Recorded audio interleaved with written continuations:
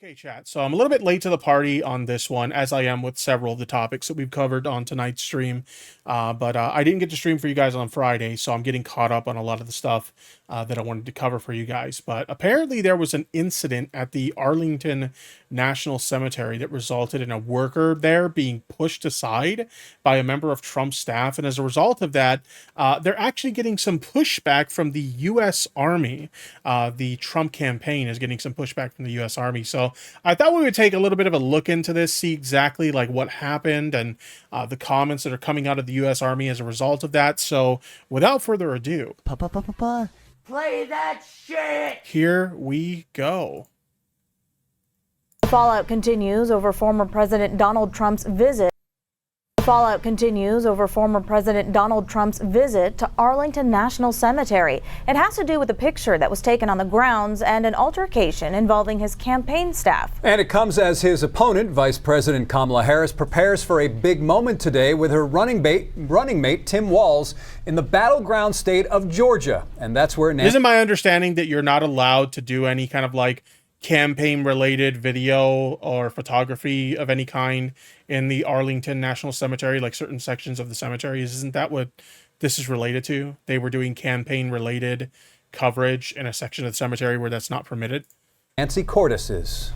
Oh my God, I'm furious about this. My father is buried in Houston National Cemetery, and how very fucking dare private bone spurs. Oh my God. Southeastern Georgia is Republican territory, but Vice President Harris and her running mate Tim Walz are rolling through anyway. Polls show Harris has pulled even with former President Trump in this battleground state. And her campaign says 30. I mean, honestly, that's pretty impressive. Like when you have a state that's largely right leaning and you're able to get even that kind of traction in that state, that's pretty fucking impressive. 5,000 volunteers have signed up in Georgia since Harris became the nominee last month. Yo, again, talking about her relatability, I love the fact that she's like sporting a pair of like Chuck Taylors. Like, She who doesn't love a good pair of Chuck Taylors?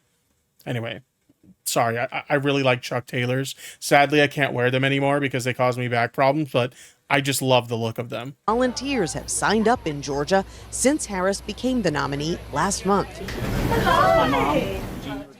So far, she has stayed mum on the controversy over her opponent's visit to Arlington National Cemetery on Monday.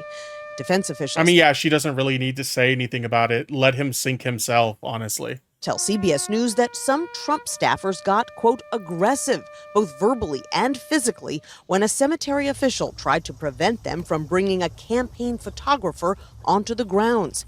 Federal law prohibits election-related activity in the cemetery. So it's not even just like a rule of the cemetery that you're not supposed to do that. It's federal law that you're not allowed to engage in campaign-related activity in the cemetery. Jesus. Is there any law that this man won't break?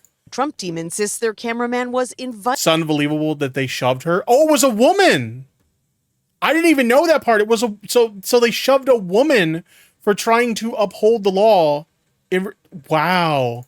By the family members of staff. He committed a federal crime in broad daylight while he is out on bail. Oh my God, true. Sergeant Taylor Hoover, and Hoover's family agrees. They all posed with Trump at Hoover's gravesite Monday, but there was another headstone in the picture belonging to Master Sergeant Andrew Marchesano, who died in 2020. In a statement to CBS News, Marchesano's sister said her understanding was that the Trump campaign staffer did not adhere to the rules. We hope that those visiting this sacred site, she said, understand that these were real people who sacrificed for our freedom. Yeah. The altercation at Arlington Cemetery is the media creating a story where I really don't think that there is one. In Erie, Pennsylvania. Okay, I get that you're like the running mate or whatever, but like not everybody has to. I don't think you have to play defense for like every dumb thing that Donald Trump does, okay?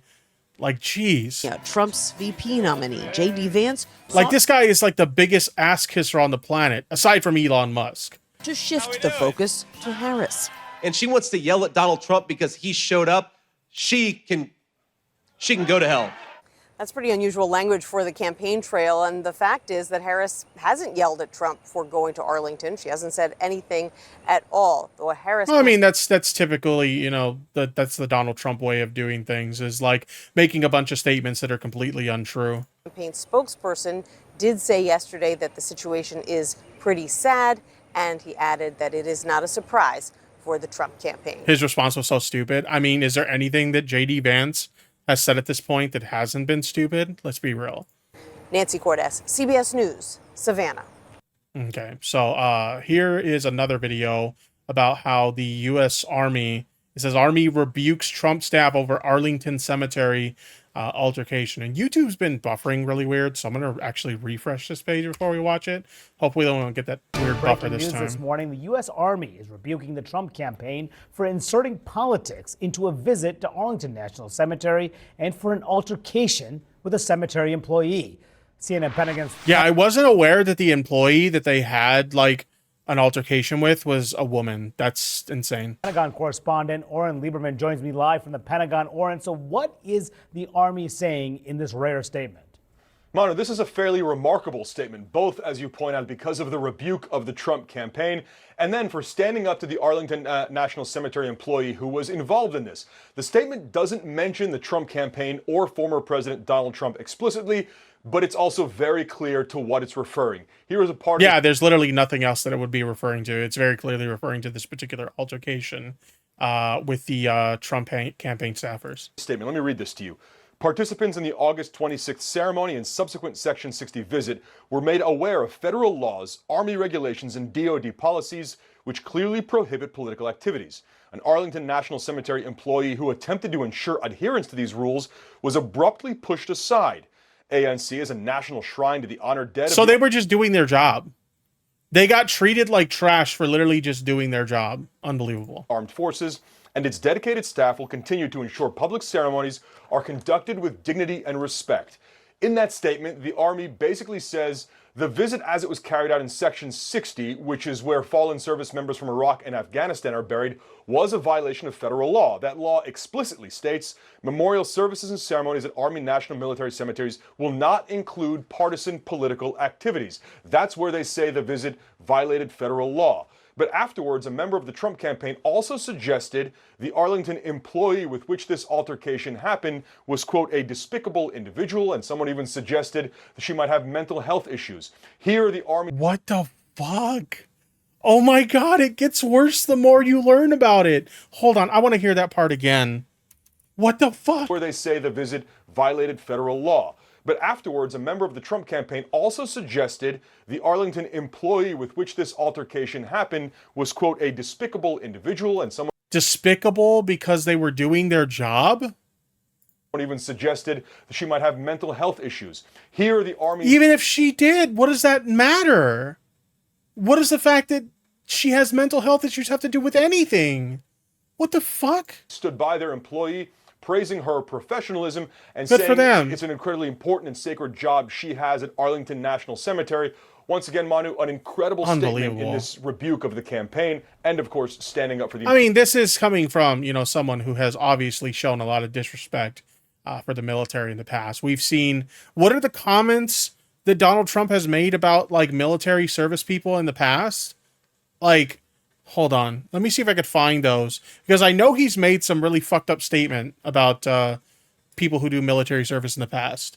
Employee involved in this. Yeah, remarkable, rare. You don't see this very often. And Oren Lieberman, thank you for that from the Pentagon. My panel is now back to digest this. Laura, I mean, as we're saying here, the Army does not usually weigh in on issues like this, but he's called them suckers and losers. That's what he's called them.